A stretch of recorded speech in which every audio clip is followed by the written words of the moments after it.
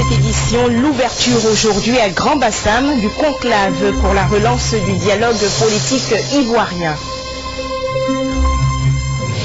La traite des mangues dans le nord de la Côte d'Ivoire, une activité lucrative pour les populations. Dans cette édition, l'organisation et les difficultés rencontrées par la filière. Bienvenue, bonsoir à tous. Ouverture aujourd'hui à Grand Bassam du conclave pour la relance du dialogue politique ivoirien. En présence du Premier ministre Jeannot Ahoussou-Kouadio, les partis et groupements politiques de l'opposition ont répondu à l'appel du gouvernement. Le reportage de Alvorassa Kwame. Le conclave pour la relance du dialogue politique et démocratique a ouvert ses travaux ce vendredi à Grand Bassam, comme voulu par le président de la République Alassane Ouattara, avec la présence de groupements et partis politiques ivoiriens significatifs. Le parti leader, le Front populaire ivoirien, le CNRD, le RPP, la LMP et Alternative citoyenne. Le maire de Grand Bassam, Martin Aka, souhaite que la relance de ce dialogue politique contribue au retour définitif de la paix en Côte d'Ivoire, pour que tous les Ivoiriens parlent désormais que de développement. Pour le Premier ministre, garde des Sceaux, ministre de la Justice, Maître Jeannot Ahoussou-Kouadio, cette plateforme d'échange avec l'opposition s'inscrit dans la droite ligne du principe démocratique qui veut que tout gouvernement établisse le dialogue avec son opposition. Pour cette rencontre, le Premier ministre s'est dit heureux qu'il n'y ait pas de préalable, que les responsables des partis et groupements politiques aient accepté ce moment d'échange pour rechercher les voies et moyens pour reconstruire la Côte d'Ivoire. Nous devons surtout assumer en toute responsabilité notre présent, celui de frères et sœurs condamnés à vivre ensemble dans le respect de nos différences. Je veux donc vous inviter ce matin à vous engager aux côtés du gouvernement dans l'œuvre de construction d'une nouvelle espérance pour nos enfants et petits-enfants à qui nous avons l'obligation morale de léguer ce que nous devons retrouver dans nos liens séculiers de fraternité et notre amour commun pour ce pays les ressorts nécessaires et surtout la force pour briser les murs de défiance que nos contradictions d'hier ont érigés. Nous devons dessiner avec courage et par la force du dialogue les contours de processus minimal pour reconstruire ensemble une Côte d'Ivoire à nouveau fraternelle où travailler. Pour le Premier ministre, enfin, ce conclave pour relancer le dialogue politique et démocratique en Côte d'Ivoire doit briser le mur de la méfiance entre Ivoiriens pour s'inscrire définitivement dans le processus de développement de la Côte d'Ivoire. Avant les travaux qui se déroulent à huis clos, les partis et groupements politiques de l'opposition ont eu l'occasion d'exprimer leurs préoccupations. Retrouvons Alvorassa Kwame. Des responsables de partis et groupements politiques pour ce conclave qui va relancer le dialogue politique et la démocratie en Côte d'Ivoire ont exprimé leurs préoccupations. Je pense qu'il faut aller doucement. On peut obtenir beaucoup de choses en sachant les demander. D'abord, nous pensons qu'il faut que tous ceux qui sont dans les prisons en Côte d'Ivoire sortent de là. Nous pouvons le demander au Premier ministre, nous pouvons le demander au Président de la République et nous saurons le demander et nous sommes sûrs qu'ils sortiront bientôt. Ensuite, il faut que ceux qui sont dans les pays voisins, en exil, ce n'est pas un exil forcé, c'est la peur du début qui les a amenés à partir. Nous-mêmes nous étions cachés en Côte d'Ivoire et nous sommes sortis lorsque la peur s'est apaisée. C'est pourquoi nous lançons un appel à tous les frères qui viennent, le Premier ministre vient de le dire, que tout le monde revienne, que personne n'ait plus peur. Nous sommes prêts à les accueillir. Si les institutions de la République nous appellent, les autres devoirs de répondre. Le Front populaire ivoirien a pris l'esprit des alliés politiques, la transition pacifique à la démocratie. donc le dialogue. Et nous l'avons symbolisé dans un slogan que nous appelons asseyons-nous et discutons. Dans ce pays, c'est nous qui avons subi les pires difficultés.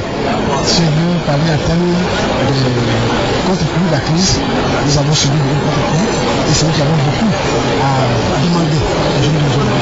Donc pour toutes ces raisons-là, nous sommes donc là. Au cours de ce programme, on a beaucoup de préoccupations et que l'opposition et le gouvernement travaillent la main dans la main pour construire une Côte d'Ivoire, pour reconstruire tout ce qu'on a perdu. Les dernières années, faire la politique dans ce pays est devenu très très dangereux. Dangereux pour les hommes politiques et les femmes politiques, dangereux pour les populations, dangereux pour l'État lui-même. Et les attentes des leaders, c'est que nous repartons ici avec un accord sur le mode de fonctionnement de notre démocratie. Pour la première journée de ce conclave, après la cérémonie d'ouverture, les travaux ont lieu à huis clos, en présence du Premier ministre, garde des Sceaux, ministre de la Justice, Maître Jeannot Ahoussou Kouadio. Pour rappel, l'amorce du dialogue politique ivoirien après la crise post-électorale remonte au 29 septembre 2011, où le président de la République, Alassane Ouattara, avait reçu à leur demande le FPI et le CNRD, avant de passer le relais au ministre d'État, ministre de l'Intérieur, Abed Bakayoko, pour poursuivre les échanges. Au micro de nos reporters Alexis Ouedraogo et Doua Delazer, quelques Ivoiriens se prononcent sur l'ouverture aujourd'hui du conclave pour la relance du dialogue politique. Nous les écoutons. Pour moi, c'est une satisfaction de voir que le FPI déjà prend l'engagement de participer à la réconciliation au niveau de notre pays. Et donc déjà, je me dis que c'est un grand pas vers la paix. Nous ne ferons que saluer cette arrivée dans la République. Parce que avant, si on veut voir, ils n'étaient pas dans la République. Si aujourd'hui ils sont venus, ceux qui sont rentrés dans la République, nous sommes contents. Mais seulement une occasion sincère avec les Ivoiriens. Venir avec une sincérité que nous autres, on peut saluer. Parce que nous avons souffert sous leur régime, nous avons beaucoup souffert, nous qui n'étions pas derrière eux, nous avons beaucoup souffert. Franchement, ça va nous faire plaisir. En tant qu'Ivoirien, je pense que c'est une bonne chose pour l'avancée de notre pays. Si aujourd'hui le FPI a accepté ces négociations, je pense que d'autres actions pourraient être menées dans cet ordre. Ça montre qu'il y a de l'espoir pour une réconciliation vraie et durable. Et voilà, c'est ce que ça m'inspire véritablement. Je suis très contente. Avec la crise qu'on a terminée, on ne peut pas avancer sans un dialogue. Et donc il était pour nous, en tant qu'Ivoiriens, intéressant de savoir que de l'autre côté, l'opposition a accepté de discuter avec nous.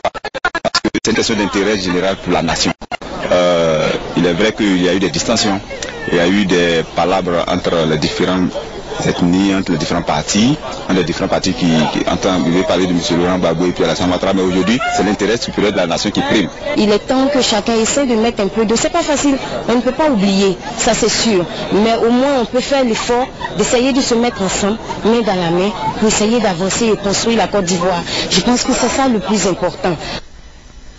Nous poursuivons ce journal en images avec l'arrivée à Abidjan ce soir du président par intérim et du premier ministre bissau-guinéen Raimundo Pereira et Carlos Junior, renversés par un coup d'État le 12 avril dernier et arrêtés par la junte, ont été libérés ce mercredi. Les deux personnalités sont arrivées à Abidjan en compagnie des chefs d'état-major de Côte d'Ivoire et du Nigeria.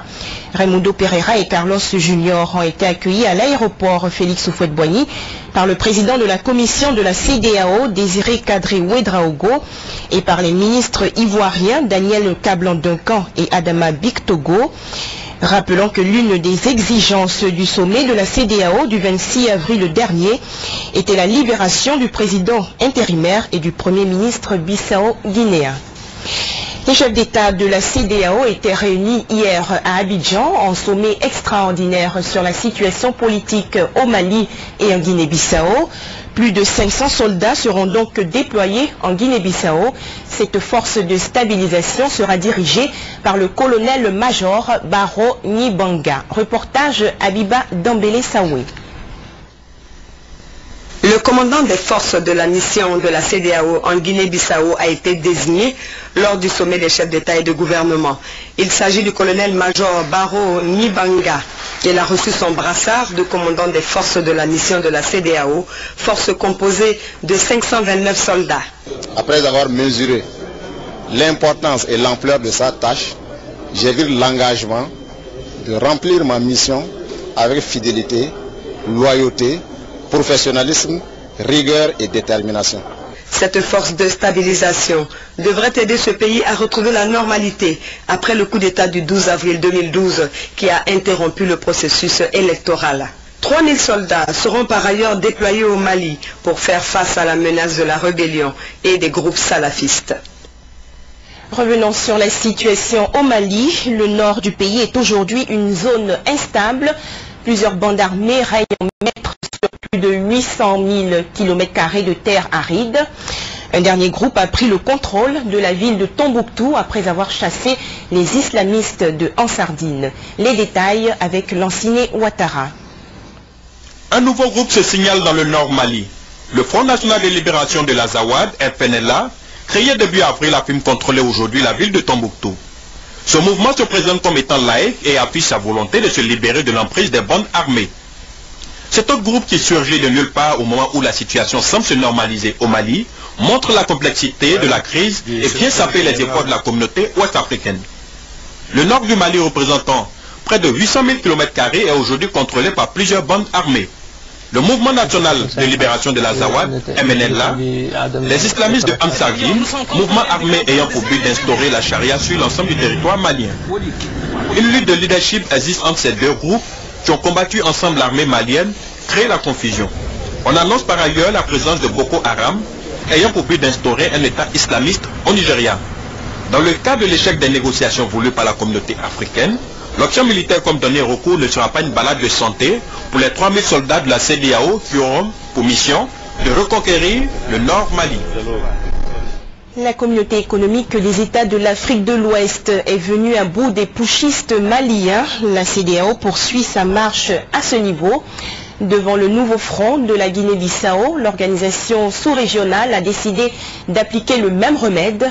Il faut donc saluer cette solidarité régionale. Noël Nyagno.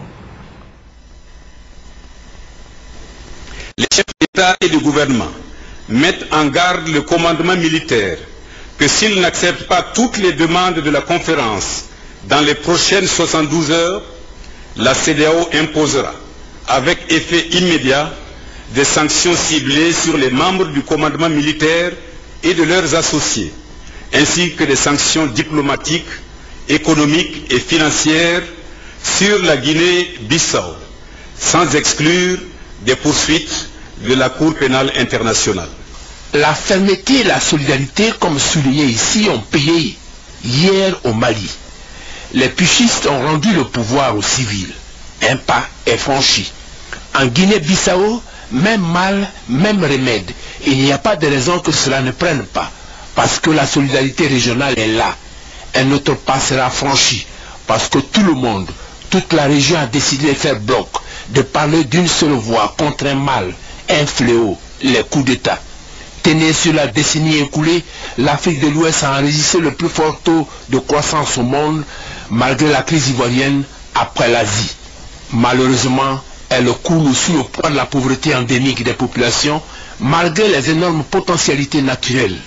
À titre d'illustration, un barrage hydroélectrique réalisé en Guinée peut servir toute la région en électricité.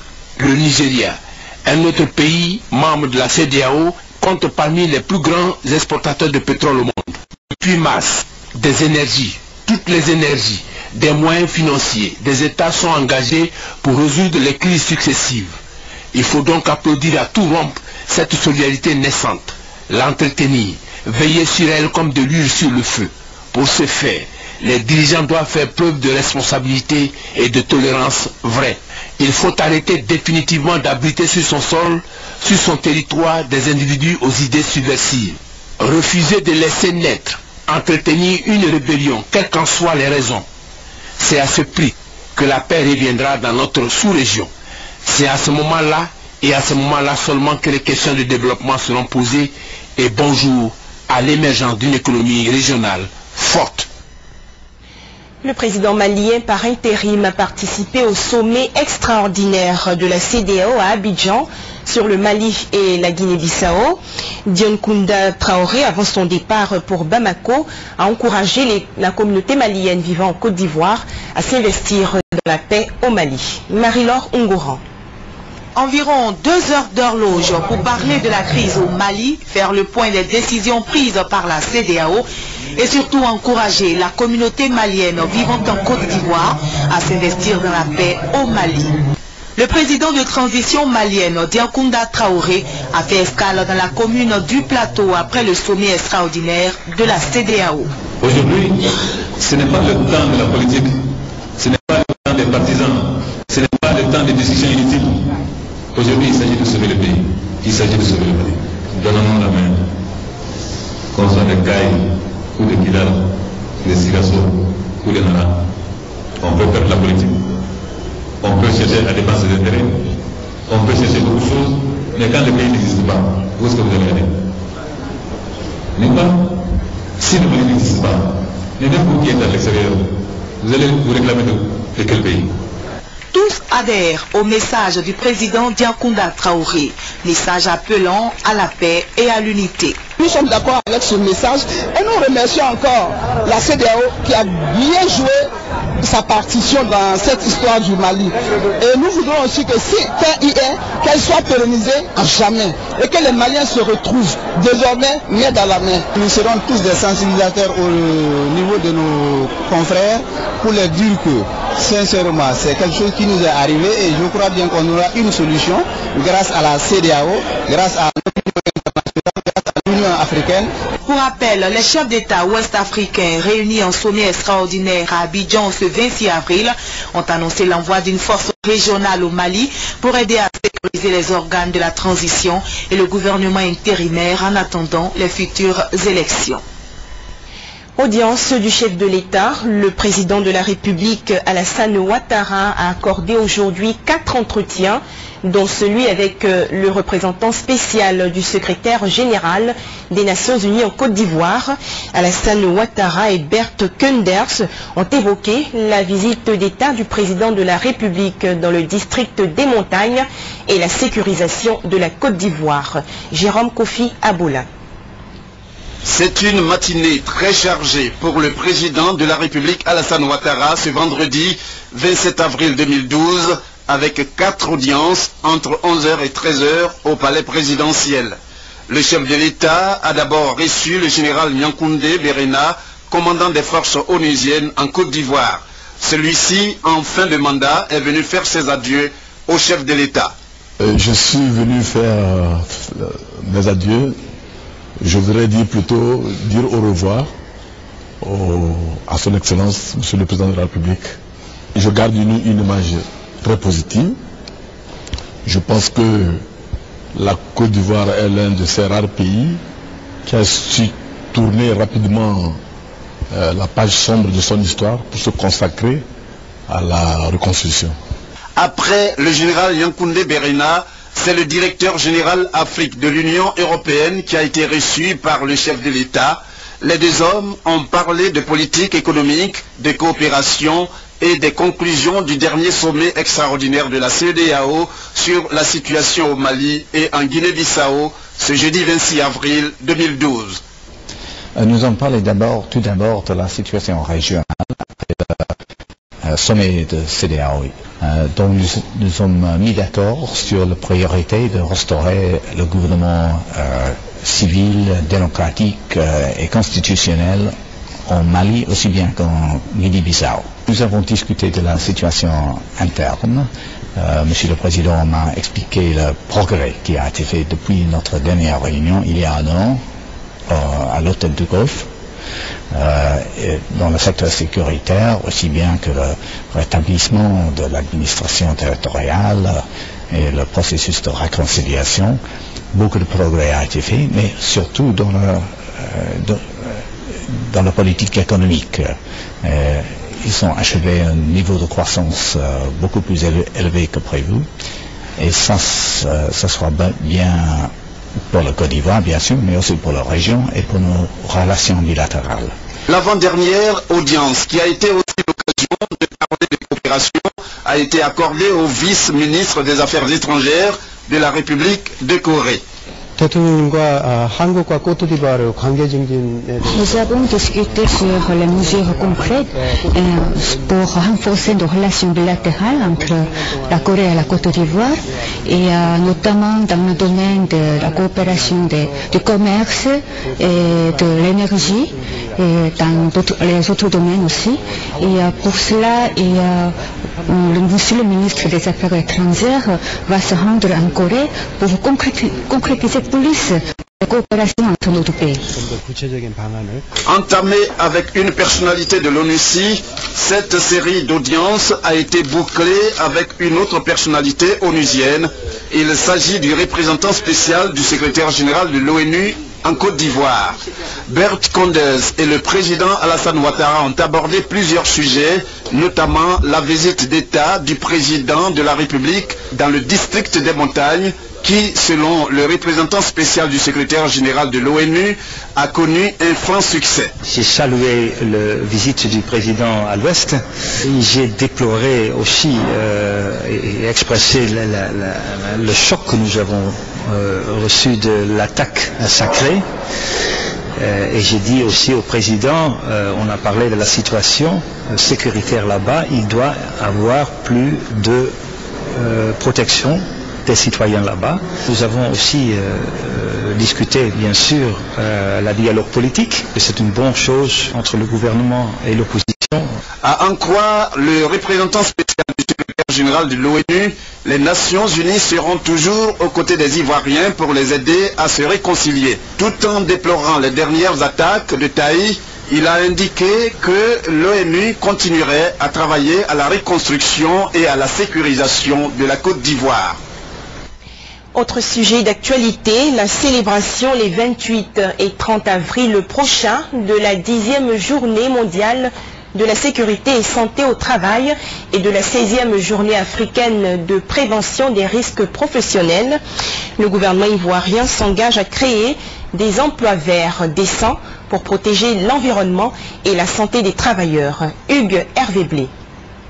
Garantir aux travailleurs un milieu de travail sûr et salubre et éviter qu'ils ne tombent malades du fait de leurs activités professionnelles, cet engagement du gouvernement ivoirien. Gilbert Kafana Koné, le ministre d'État, ministre de l'Emploi, des Affaires sociales et de la Solidarité, ne manque pas de le rappeler à l'occasion de la célébration ce 28 avril de la Journée mondiale de la sécurité et santé au travail. Couplée à cette célébration, celle de la 16e journée africaine de prévention des risques professionnels le 30 avril donne l'occasion au gouvernement de rappeler différents engagements face aux risques professionnels dits classiques aux conséquences sanitaires des emplois verts qui sont en plein essor. Dans les pays en voie de développement, on relève en moyenne chaque année pour le secteur privé formel 8 000 accidents du travail, 10 cas de maladies professionnelles indemnisables. Le gouvernement ivoirien s'engage à créer des emplois verts et décents, non seulement en vue de la protection de notre environnement, mais également pour la protection de la sécurité et de la santé de nos travailleurs et partant pour juguler la crise de l'emploi et lutter efficacement contre la pauvreté. De nombreux progrès ont été réalisés par notre pays en matière de protection sociale.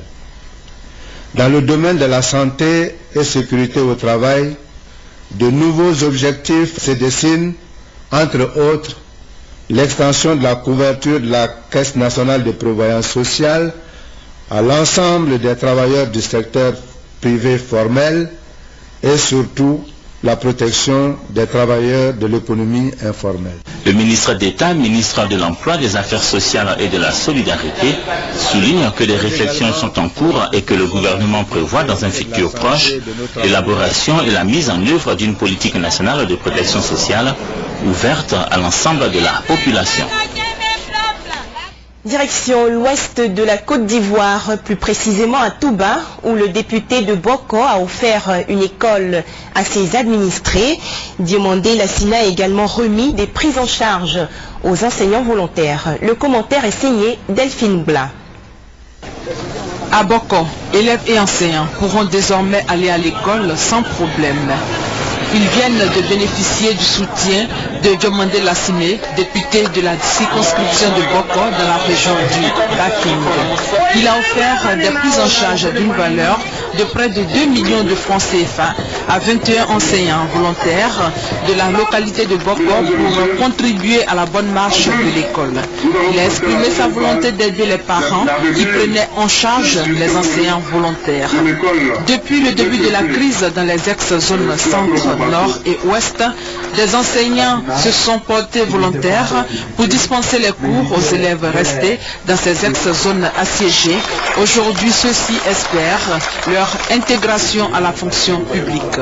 Mais en attendant cette intégration, le porte-parole des enseignants bénéficiaires, Gwa Gue Gilbert, le sous-préfet Kwadjo Kofi, le représentant du directeur régional de l'éducation nationale, Savalessi Amadou, ont tous salué le geste du député, tout en priant que cet acte fasse tâche d'huile.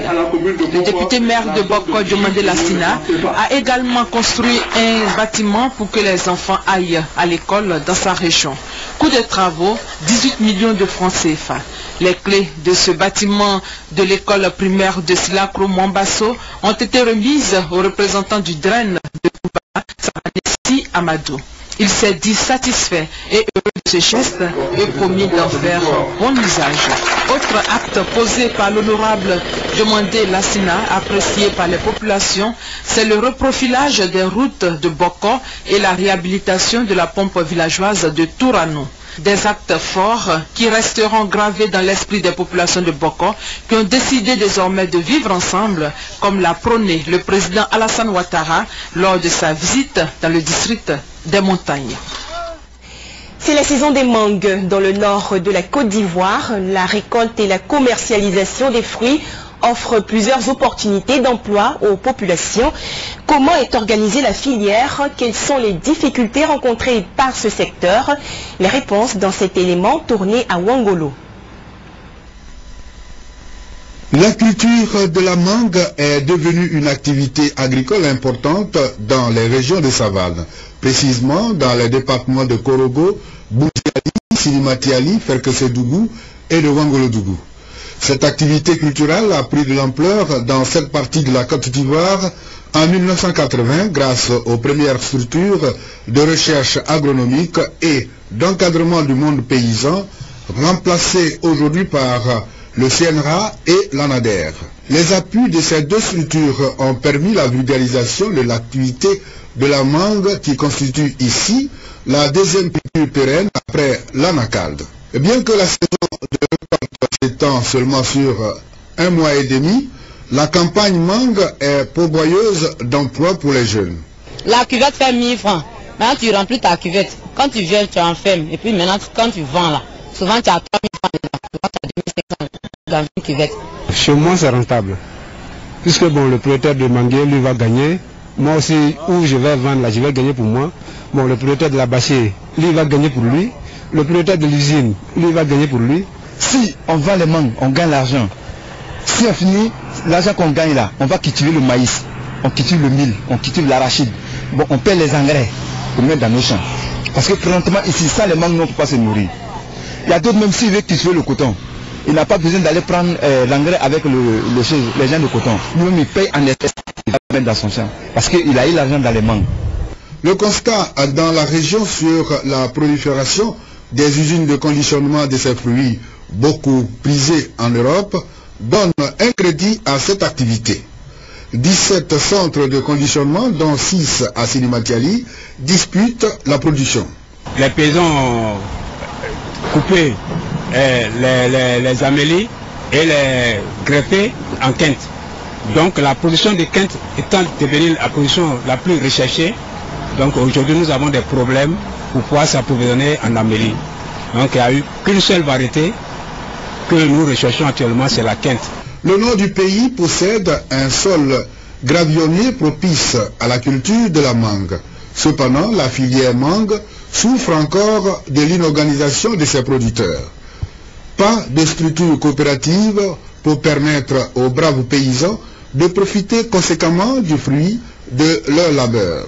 Et pourtant, Le problème de phytosanitaire qui rendait difficiles les activités des planteurs a été résolu grâce aux recherches avancées du CNRA avec l'appui du FICA. Un produit a été trouvé pour combattre les différentes pathologies de la mangue. Seul le département de Ferkessodougou voit l'espoir naître. Grâce à l'appui en toujours du FIRCA, et les producteurs des deux départements Ferke et Ouangolo-Dougou ont mis en place une coopérative dénommée Wopine-Wognon qui regroupe les deux départements. Et tous les dossiers sont déjà montés et les dossiers ont été acheminés au niveau de Korogo pour l'obtention de l'agrément. Je pense que avec de cette coopérative, on pourra vraiment mieux valoriser cette filière mangue. Une autre difficulté met à mal la filière mangue, celle de la perte post-récolte dont le taux s'élève à 40%. Sur 1500 tonnes de mangue produites, seulement 10 000 tonnes sont exportées vers l'Europe. De Charles Tatou. Il est temps pour moi de vous dire au revoir. Très bonne suite des programmes sur RTI1, la chaîne qui rassemble.